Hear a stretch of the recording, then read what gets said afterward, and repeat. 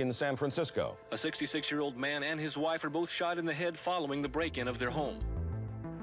We got in touch with San Francisco Homicide. We went out there, and there was a pentagram on the wall there as well. The killer was killing in same style, same fashion. There's no doubt it was related.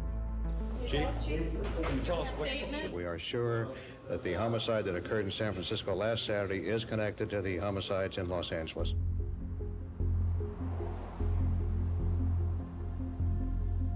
After the press conference in San Francisco, things were getting too hot for him, so Richard Ramires left and came back to Los Angeles. In short order, he figures out it's still not a good place to be, so he steals a car and heads down to Orange County. Last week, the killer struck in San Francisco, and yesterday morning in Mission Viejo. A pre-dawn break-in, a male victim shot, the female occupant sexually attacked. But unlike so many of his other crimes, he doesn't go undetected. As it turns out, on the night of the attack, a 13-year-old boy sees this unusual orange Toyota station wagon kind of circling in the neighborhood. He manages to get a partial license plate off that car. He tells authorities, and this is a game changer. Word is out about the car he may be driving. We recovered the car and were able to lift a fingerprint where Richard adjusted the mirror. At that time, only convicted felons were in the automated systems. And Richard Ramires had never been convicted of a felony. He'd been convicted of misdemeanors after we had put out a reward. We had a first name from an informant, a person that used to burglarize with Richard. And he's the one that gave us the name Richard. But we did not have a last name. Finally, from a friend of Richard's, the San Francisco Police Department obtained a first name and a last name. Richard Ramires. The Department of Justice in Sacramento came up with 8 Richard Ramirez's, and they were able to match one of them to the print. They identify a person named Richard Ramires who had been arrested for auto theft in Los Angeles in December of 1984. They don't just have a name. They have a booking photograph, and this pulls all the pieces together.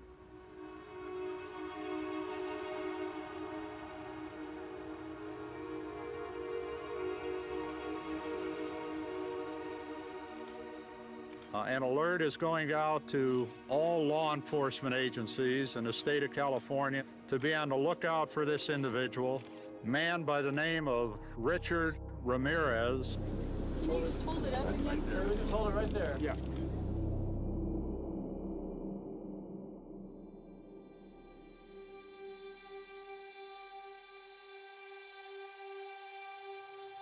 I was in my room watching TV. And they flashed on the screen. The bullets, the famous bullet. I felt like I was going crazy, and I started screaming. And I screamed and I screamed and I screamed.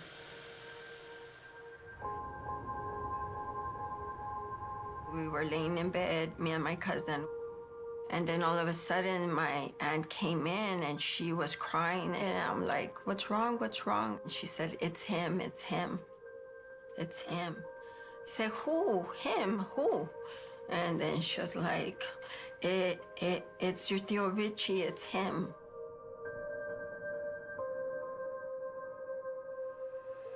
Robert called me up. He said, he's on the TV, get up and see it. At 11 o'clock, it's going to come out. The news. The news. We went to the living room and turned on the TV. Called and told my mom. And then my mom says, oh, you're crazy. You don't know what you're talking about. Go back to sleep or pray. Yeah. No one expected that in the family. We knew that he was struggling with drug addiction, but we didn't expect it to have gone that far. Yeah, I remember seeing Richard Ramirez's mugshot, and it was pretty traumatic. I just saw somebody who was devoid of emotion. I just felt that the person was evil, just complete evil.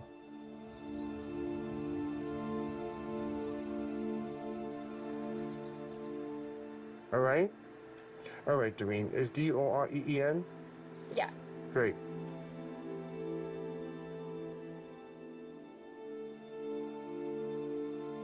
Today you were talking to me about the first time you saw Richard.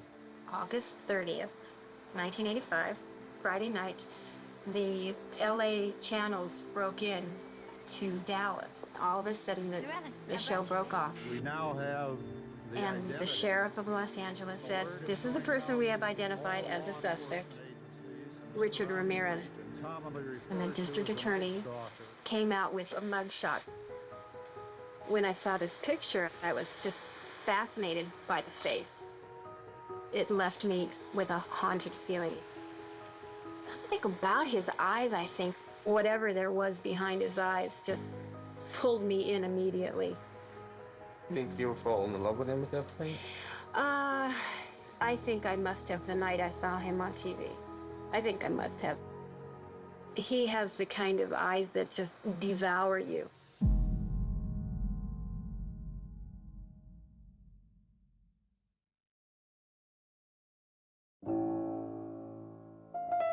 I'm not the kind of person who's fascinated by serial killers or anything. That's not me. But for some reason, there was just something about him. I started to read the accounts of Richard's background, his family, his childhood, and I was so touched by what he must have gone through. And I just felt this instant empathy, not sympathy. What about empathy for the people that he allegedly abused? Well, I've always been torn by that. I have sympathy for families of victims, but that doesn't mean I can't have sympathy or feelings for Richard.